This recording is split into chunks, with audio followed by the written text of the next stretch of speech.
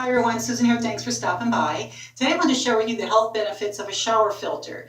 And the reason we want to put a shower filter up in our shower is because it removes the chlorine from the water. So chlorine is a known carcinogen, and I don't want to be taking a shower every day with that flowing down over my hair and skin. And it's also not good for your thyroid or your respiratory system. And it just dries your skin out and makes it itchy in general. So the one that I picked up is the Sprite shower filter, and I picked this up at Home Depot. And it's real easy to install, and it's low profile, so when you put it on, you won't be bumping your head on your shower head. And it's also, you don't need a permit or a plumber because it's easy. And you just need some Teflon tape to put around the threads, and then you just put it on your shower head, and then you install your shower head.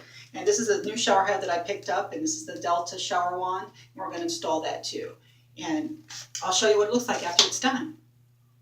Okay, so I'm back, and I want to show you this is a shower filter, and this is the shower wand, and it did take 10 minutes to install this.